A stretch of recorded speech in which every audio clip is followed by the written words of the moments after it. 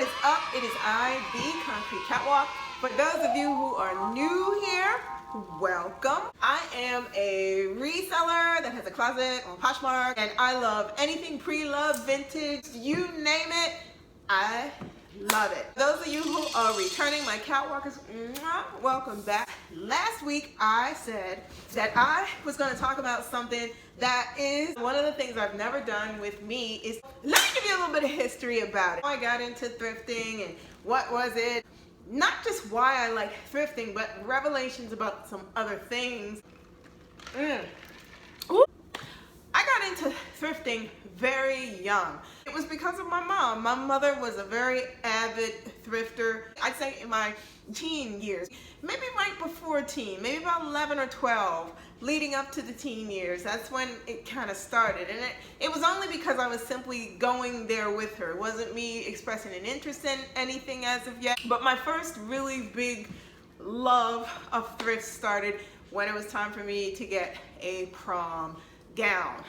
Instead of it being brand new, it ended up being the most perfect gown I think that I've ever owned. And the crazy part about it is, I think my mom still has that. This is kind of a parallel universe at this time for me. Obviously, when I'm in my teens and early 20s, I am and was an avid shopper. I love shopping. I love shopping to this day. Something that really taught me a huge lesson about things and buying and okay, so let me just dive into it. This talk is actually going to be about why I stopped chasing it bags.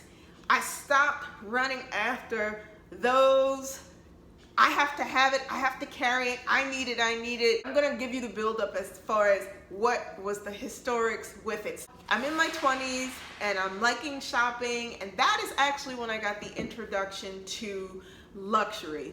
When I was about 23 years old, I was a big, avid, huge fan of Saks Fifth Avenue. Shopping at Saks, shopping at Bergdorf's were things that interested me. That is when my love of luxury handbags started. 25, 26-year-old me, the baguettes, let's talk about the spy bags, let's talk about all of those things. Those were things that I loved. And at that time, there were certain collections that were produced by Chanel, was interested in, that I had purchased, went after those things, a little bit of Prada too at that time.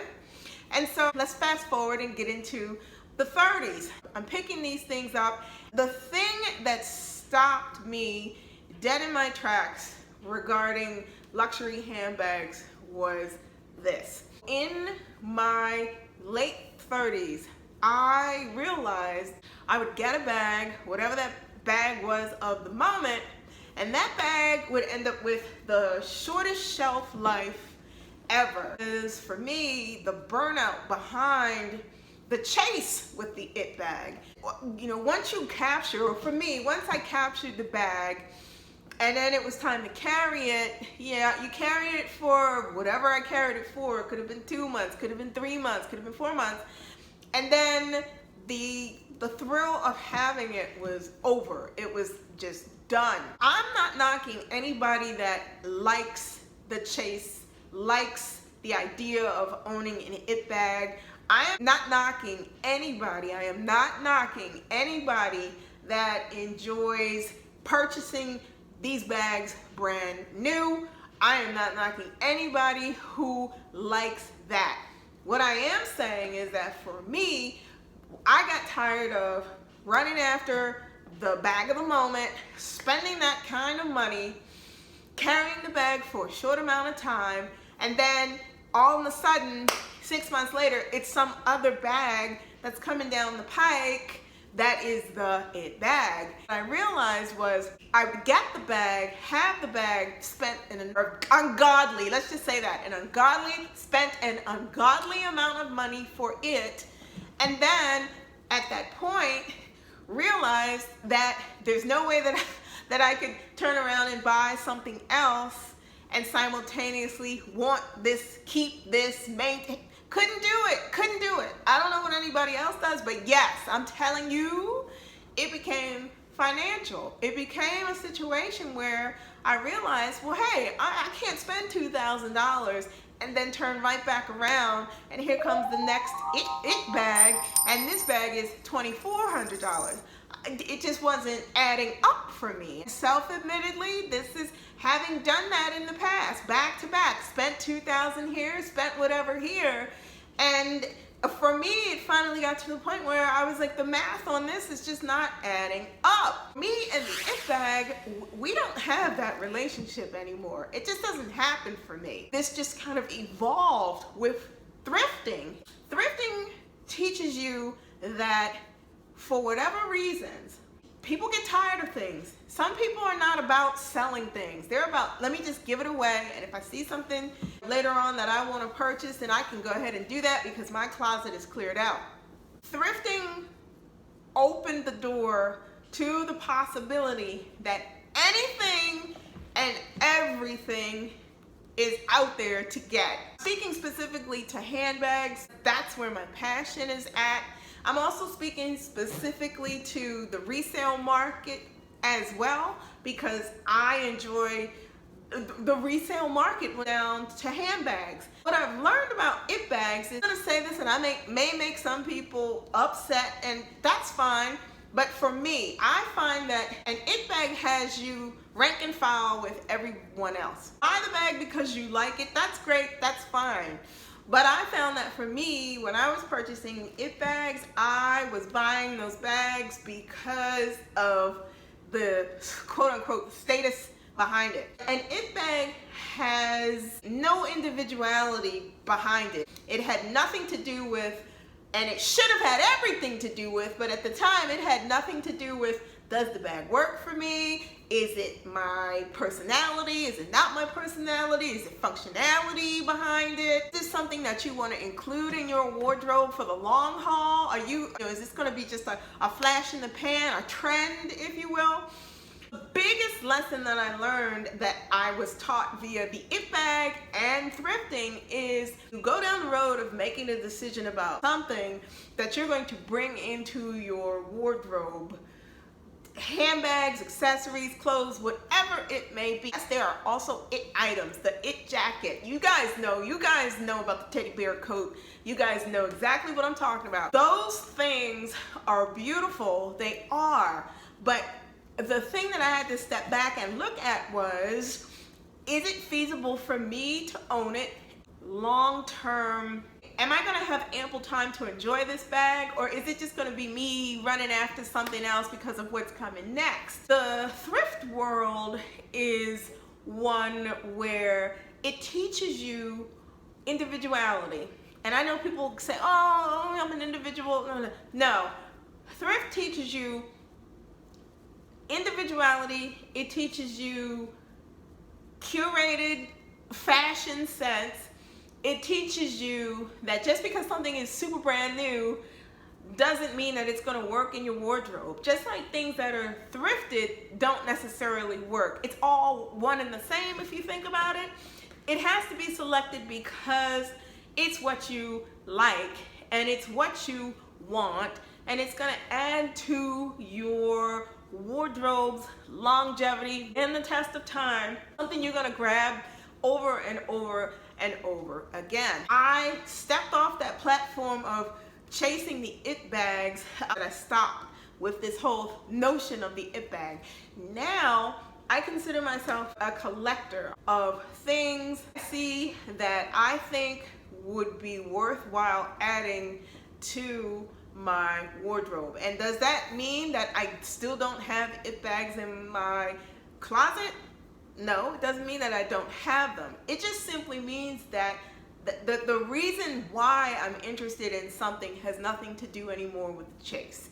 That's the bottom line. It has nothing to do with the fact that it's hanging from the arm of some celebrity. Nope. It has nothing to do with the fact that I am in competition with this girl or that girl or this girl or that girl. No, it's not a competition. Getting dressed is about the personal choices, personal taste, personal aesthetics, personal style, things that are bespoke to me, not because it's being shoved in my face like this is the bag you need, this is what you need, this is what you need. Guys, do not get me wrong. There are plenty of bags out there that I see that I'm like, oh wow, that's really nice. But for me, it doesn't matter if I don't get the bag of the season. That's a non-issue to me. I may not like the bag of the season. There are certain things out there that I see that I really do like. There are certain things, I think the Loewe puzzle bag is gorgeous, but that is not something that I feel the need to have in my wardrobe. It doesn't interest me. By stepping back and not chasing it bags and not falling into the lockstep of being on this cycle of buying and selling and buying and selling, no. I choose to buy things that are going to make the most sense for me.